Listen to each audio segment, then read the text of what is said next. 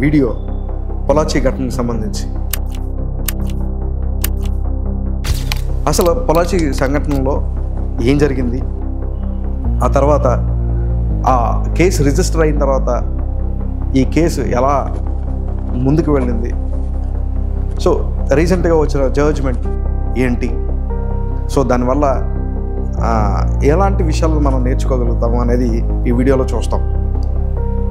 ఈ వీడియో చివరి వరకు చూడండి. Hello everyone, welcome to Disney communications channel news analysis. విషయానికి వస్తే తమిళనాడు రాష్ట్రంలో పొలాచి అనే పట్టణం ఉంది. ఆ పట్టణంలో 2013 నుంచి 2019 వరకు కొంతమంది మహిళలను లక్ష్యంగా చేసుకొని వాళ్ళని మోసపెట్టి సెక్షువల్ అసాల్ట్ చేసి వీడియోలు తీసి బ్లాక్మెయిల్ చేయడం ప్రారంభించారు కొంతమంది వ్యక్తులు. అయితే ఎంతమంది ఉన్నారు అని సిబిఐ విచారణలో తేలింది అని అంటే 200 కంటే ఎక్కువ మంది పైగా మహిళలు వీరి బాధితులుగా ఉన్నారు. అదే 2013 నుంచి 2019 వరకు ఈ యొక్క అరాచకం జరిగింది. అండ్ దీనికి మెయిన్గా 9 మంది ముఖ్య కారకులు అని తేలింది.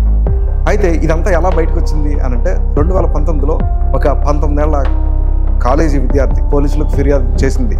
ఆమె స్నేహితులైన శబరి రాజన్ ఆమెను ఒక రిమోట్ ప్లేస్కి తీసుకెళ్ళి అక్కడ ఆమెపై అంటే మానభంగం చేసి వీడియోని తీశాడు. ఆ వీడియో ద్వారా తనని బ్లాక్మెయిల్ చేయడం ప్రారంభించాడు అనేది ఫస్ట్ పోలీసులకు ఫిర్యాదు ఇచ్చిందనమాట.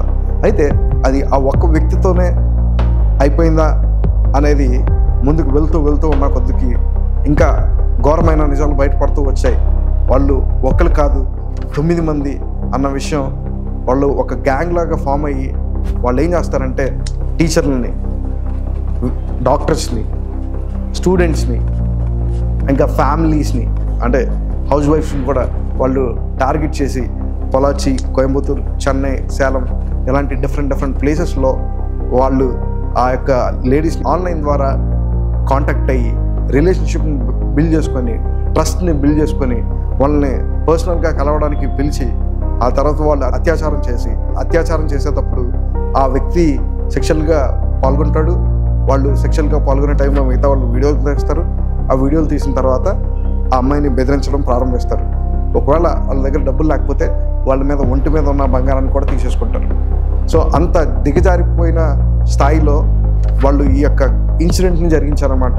పోనీ వీళ్ళు ఎవరైనా పేదవాళ్ళ అంటే వాళ్ళకి వ్యక్తిగతంగా ఫామ్ హౌస్లు ఉన్నట్టు అండ్ ఆ ఫామ్ హౌస్లు అండ్ వీళ్ళు పొలిటికల్గా కూడా కొన్ని రోల్స్ ప్లే చేస్తున్నట్టు సో విచారణలో తెలిసింది. సో ఇలాంటి పరిస్థితుల్లో ఏం జరిగింది అని అంటే ఫస్ట్ ఆ వ్యక్తిని అరెస్ట్ చేశారు. ఎప్పుడు మార్చి 10న ఆ వ్యక్తిని అరెస్ట్ చేశారు. ఆయనతో పాటు 4గురిని అరెస్ట్ చేశారనమాట. అంత మాత్రమే కాదు, మరో నిందితుడైన మణివనం అనే వ్యక్తిని మార్చి 25న స్వచ్ఛందంగా వెళ్ళి లొంగిపోయాడు. ఆ తర్వాత ఇదంతా ప్రజలందరికీ తెలియడం వల్ల ఆ ప్రజలు పోలీసులు పొలిటికల్ ప్రెషర్ వల్ల ఈ కేసును సరిగ్గా డీల్ చేయట్లేదు, ఈ కేసును సిబిఐకి ఇవ్వాలి అని చెప్పేసి పెద్ద ఎత్తున ఒత్తిడిని తీసుకొని వచ్చారు. అయితే ఆ సిబిఐ విచారణలోనే ఈ నిజాలన్నీ వచ్చాయన్నమాట. దాదాపు 150 మందికి పైగా విట్నెసెస్ని కోర్టులో ప్రజెంట్ చేశారు. ఆ తర్వాత అక్కడ ఫామ్ హౌస్లో దొరికిన సాక్ష్యాధారాలు ఇవన్నీ తీసుకొని వచ్చిన తర్వాత కోర్టు ముందు ప్రజెంట్ చేసిన తర్వాత ఈ మే 13న కోర్టు ఒక వర్డిక్ట్ని వెలువరించింది. అంటే జడ్జ్మెంట్ని పాస్ చేసింది. ఏంటి అని అంటే ఆ 9 మందికి జీవిత ఖైదును విధించాలి అన్నదే కోర్టు తీసుకొచ్చిన నిర్ణయం. అంత మాత్రమే కాదు, ఎవరైతే బాధితులు ఉన్నారో వాళ్ళకి 85 లక్షల దాకా కంపెన్సేషన్ని విధించాలి అని చెప్పేసి కోర్టు నిర్ణయించింది. సో ఈ యొక్క సినారియో మొత్తాన్ని చూస్తే సో పోలీసులు లేదా సిబిఐ అండ్ కోర్టు తీసుకున్న ఒక మంచి నిర్ణయం ఏంటి అంటే ఇక్కడెక్కడా కూడా బాధితుల యొక్క పేర్లను, వాళ్ళ పిక్చర్స్ని బయటికి తీసుకురాలేదు, వాళ్ళని క్షేమంగా దాచిపెట్టారు. సో ఈ యొక్క ఇన్సిడెంట్ ద్వారా ప్రతి ఒక్క మహిళ కూడా ధైర్యంగా వాళ్ళకి జరిగిన అన్యాయాన్ని పోలీసులకి కంప్లైంట్ చేయొచ్చు. మీరు జాగ్రత్తగా ఉండాలి, ఆన్లైన్ మోసాల్లో పడిపోకూడదు, ఎవరితో పడితే వాళ్ళతో మీ యొక్క రిలేషన్షిప్ని బిల్డ్ చేసుకోకూడదు. అలాగే మహిళలపై దాడులు నిరోధం కావాలి అనేది మనందరము కలిసి పోరాడితేనే ఇది సాధ్యమని మనం గమనించుకోవాలి. ఇది కేవలం పోలీసుల వల్ల అవ్వదు, ఇది కేవలం పేరెంట్స్ వల్ల అవ్వదు. It is also a individual responsibility.